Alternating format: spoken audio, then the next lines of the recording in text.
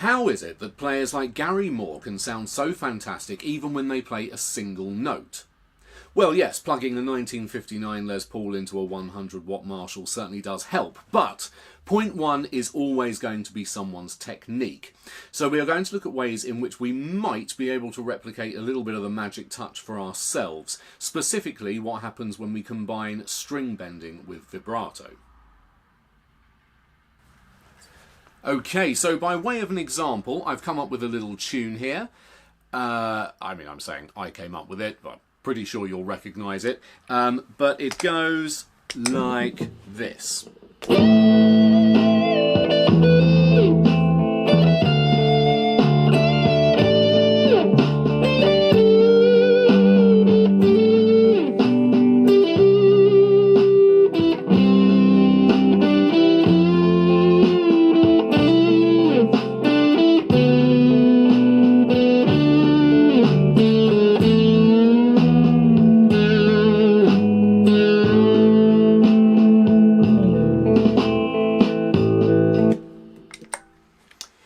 So, a simple enough melody, but we get a fair bit of drama out of it by the way the notes are delivered. So I'm going to run you through the phrases one by one and look at ways in which the technique, specifically string bending and vibrato, really helps get that extra bit of emotion out of it.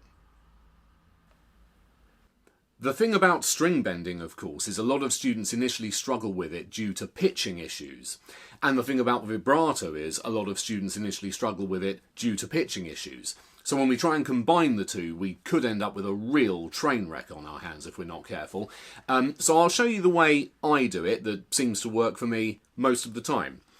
We begin by bending this note, a D, the 15th fret on the B string, up to an E,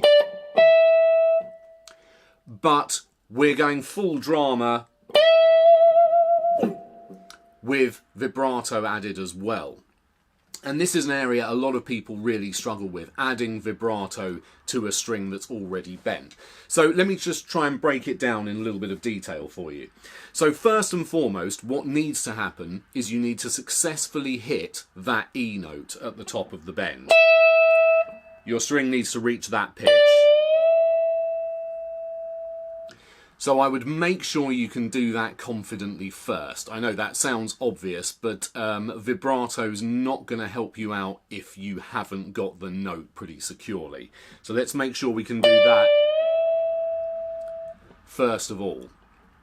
And then, by adding vibrato, what we're doing is we are fluctuating the pitch of that note. So remember, the note in question is the E. It's the note at the top of the bend, and we're just lowering the pitch of the note, but crucially, we're always returning to the pitch of the E note. If we don't get back to the E note and end up sort of falling a bit short, it sounds really dreadful. So we need to make sure we can successfully get to that note. But however, that is not going to give you the kind of speed required for our real Gary Moore kind of moments. What I do there to get that effect is it's more with the grip. You don't want to be pushing and releasing with the fingers at all. The fingers need to stay absolutely locked in position for that bend.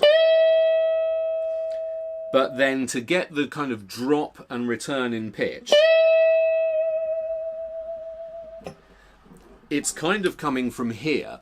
I'm readjusting, is a better word, readjusting the grip each time in quite quick movements.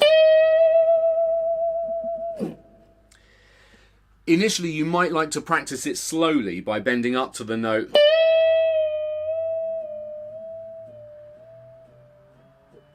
and just checking you can do that consistently and smoothly. But that kind of rapid fire movement is done by releasing the grip with the knuckle and the thumb. So then what happens? Go 13, 12 to 13, and then we climb up D, E, F. So that's 15, 17, 18. And then a little semitone bend up here from the E to the F. And when you're doing that, the angle is really, really important. Notice the kind of position I'm in there. So it's not a straight position at all. I'm leaning against the side of the neck. And then on that D note at the end, you can add a little bit of vibrato with the first finger, or a lot of vibrato with the first finger.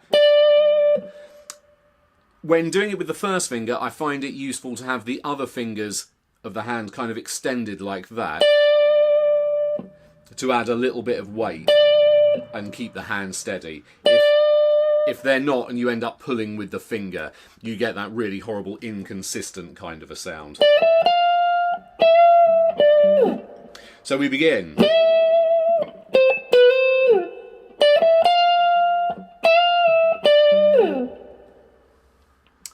All right, that's the first phrase pretty much over and done with. Let's look at the second.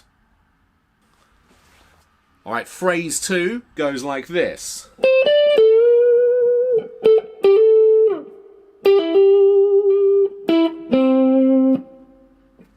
So we're climbing up C, D, 13, 15 on the B string, and then we've got another one of those quite heavily vibratoed bends on the G string, this time at the 14th fret.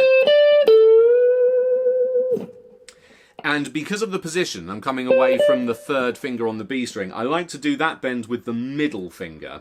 So again, that angle's really crucial, leaning against the neck like that. And when you're bending strings, and especially when you're adding vibrato to bending strings, a really crucial aspect of it is the coordination.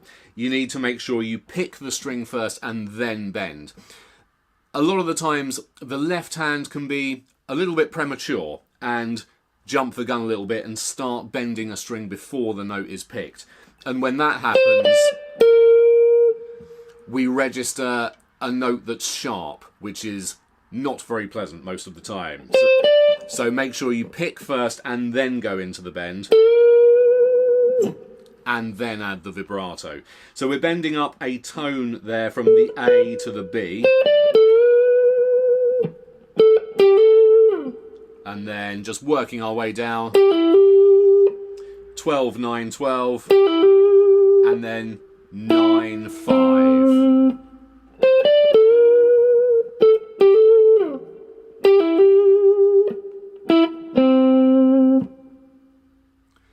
All right, on to phrase 3 then.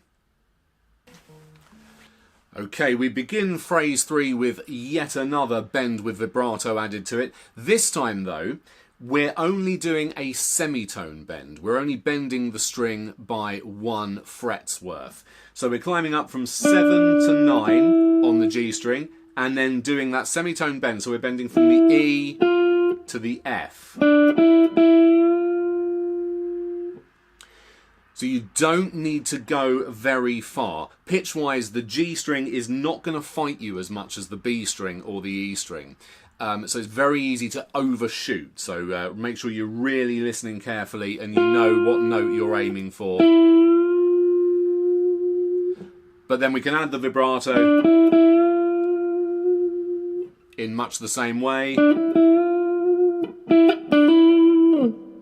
And then we're going to climb down to 4, then 7, and then more high drama bending on the D string this time. We're going to go 7, 6, 7, and then I'm going to pull the string downwards. I find on the wound strings, the D, A, and obviously the low E string, if you're going to bend them, most of the time I prefer to bend them that way. That works a lot better. So I'm going to use exactly the same technique, the angle, the third finger there, and I'm going to pull that A note down to a B and do a kind of a slow release. And when you're doing that kind of a thing, remember, very obvious point, the string tension is going to increase as you bend it. So you need to keep quite a firm grip of that. And then land on the 6. Nice wide vibrato there. And another semitone bend to finish. So we're going to bend from that G sharp up to A.